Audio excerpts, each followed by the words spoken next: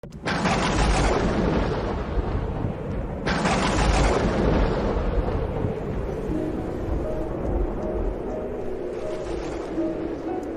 Seigneur soit avec vous. Et avec votre esprit. Évangile de Jésus-Christ selon saint Luc. Gloire à toi, Seigneur. Il arriva que Jésus, en un certain lieu, était en prière. Quand il eut terminé, un de ses disciples lui demanda « Seigneur, apprends-nous à prier, comme Jean le Baptiste lui aussi l'a appris à ses disciples. » Il leur répondit « Quand vous priez, dites « Père, que ton nom soit sanctifié, que ton règne vienne. Donne-nous le pain dont nous avons besoin pour chaque jour. Pardonne-nous nos péchés, car nous-mêmes nous pardonnons aussi à tous ceux qui ont des torts envers nous. Et ne nous laisse pas entrer en tentation. » Acclamons la parole de Dieu. Louange à toi, Seigneur Jésus-Christ. On l'appelait aussi le bon pape, un homme avec un excellent sens de l'humour.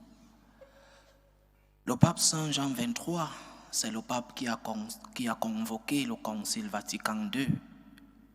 Il n'a présidé que la première session, vu qu'il est décédé, et le reste du concile a été présidé par son successeur, le pape Paul VI. Saint Jean XXIII convoque le concile avec une intuition pour affronter les défis du temps présent. Nous devons nous purifier de toutes les choses qui se sont ajoutées à notre foi, mais qui ne sont pas vraiment, qui ne font pas partie de l'origine de cette foi. Nous devons donc nous purifier de ces ajouts qui se sont ajoutés, permettez l'expression, pendant le temps, depuis l'origine de l'Église.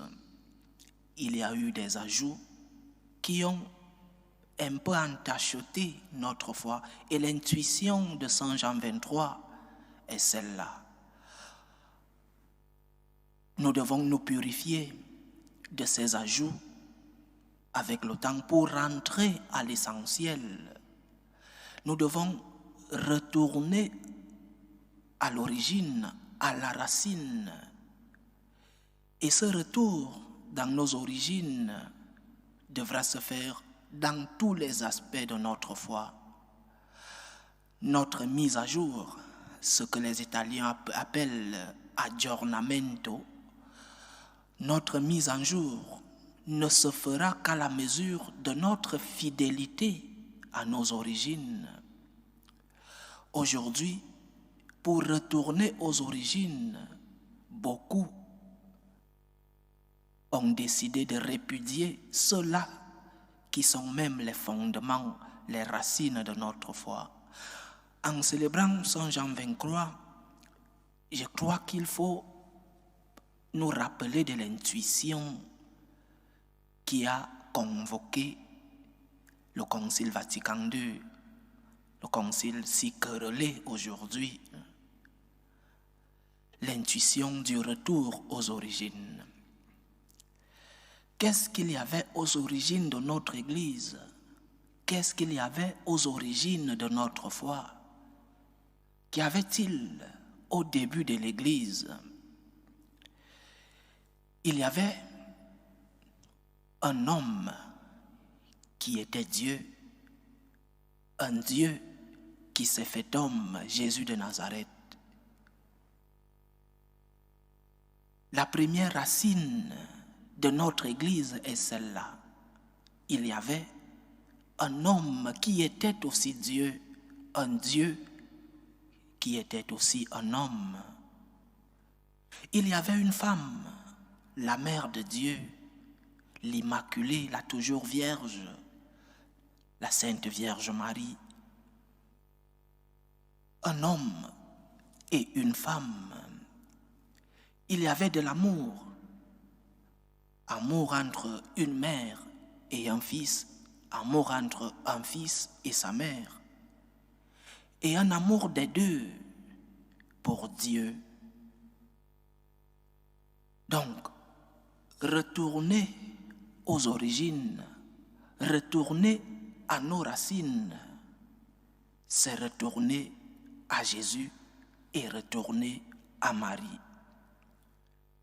Si nous ne retournons pas à ces origines pour purifier ce qui s'est ajouté à notre foi,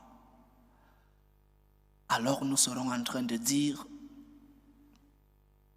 une adaptation au monde. Nous devons retourner à nos origines. L'intuition du Saint Jean 23 était celle-là. Une église qui ne met pas Jésus au centre de tout. Une église qui ne considère pas les enseignements de Jésus comme la base, comme intouchable. Une église qui doute de l'existence même du Christ. Une église qui met en doute le message du Seigneur. C'est une église qui n'a pas compris l'intuition de Saint Jean 23. Une église qui ne met pas la Sainte Vierge Marie en premier lieu après Dieu est une église qui ne veut pas rentrer à ses origines. Nos origines sont celles-là. Les origines de notre foi sont celles-là. Un Dieu fait homme, Jésus-Christ, et une femme, la Sainte Vierge Marie. Et dans notre temps, parfois en parlant de Jésus, beaucoup se sentent dérangés. Pourquoi un chrétien devrait-il se sentir dérangé quand on parle de Jésus, quand on parle de son enseignement? Pourquoi devrais-tu être dérangé lorsqu'on dit ce que le Christ a dit de sa bouche? Ah, nous ne sommes pas sûrs que le Christ l'a dit parce qu'à cette époque, il n'y avait pas de caméra. Lorsque nous mettons déjà en doute les Écritures, nous ne sommes pas en train de reconnaître les origines de notre Église. Une Église qui ne considère pas la Vierge Marie comme celle-là qui était là aux origines aussi, est une Église, permettez la radicalité, qui doit disparaître. Parce qu'à nos origines, il y a le Christ et la Vierge Marie. Et beaucoup te disent, je peux avoir une relation avec le Christ sans passer par la Vierge Marie. C'est peut-être vrai.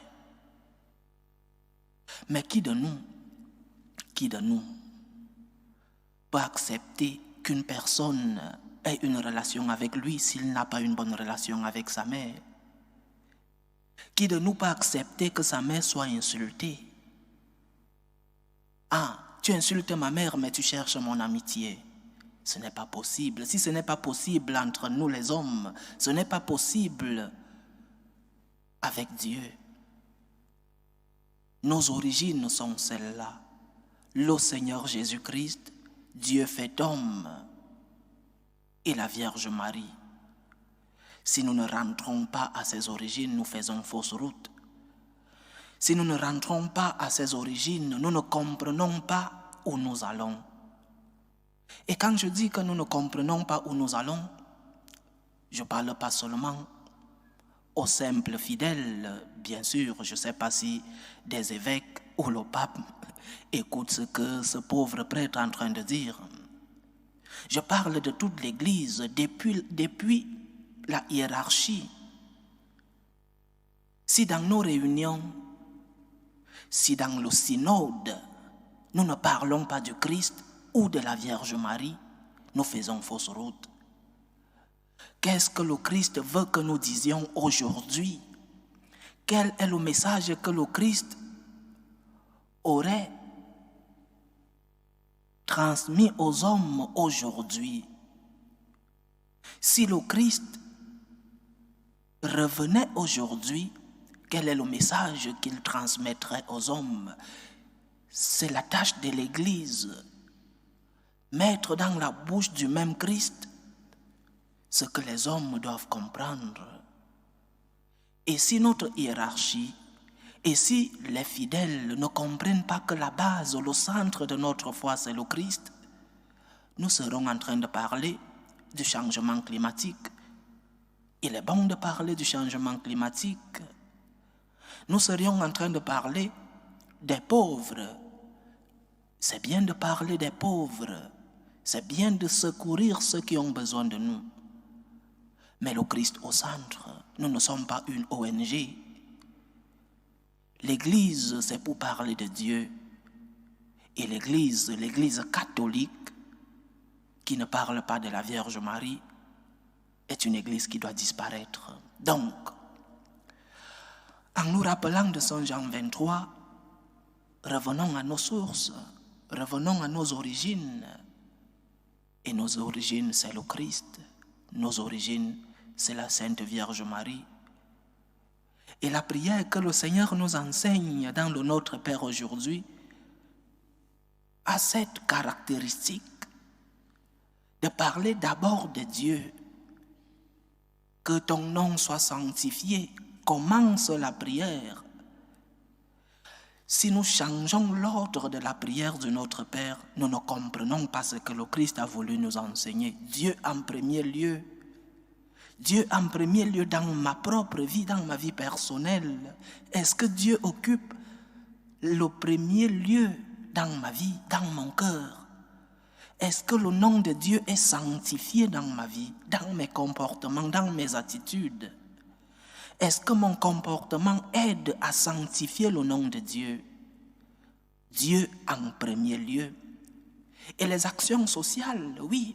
Donne-nous notre pain de ce jour, oui. Mais Dieu en premier lieu. C'est l'intuition de Saint Jean 23 et c'est ce que le Christ nous a enseigné. Que le nom de Dieu soit sanctifié, adoré et aimé. Et que ce même Dieu nous aide à le faire aimer. Revenons à nos sources. Faisons sanctifier le nom de Dieu dans le monde. Aimons le Seigneur et faisons-le aimer. Loué soit Jésus-Christ. À jamais.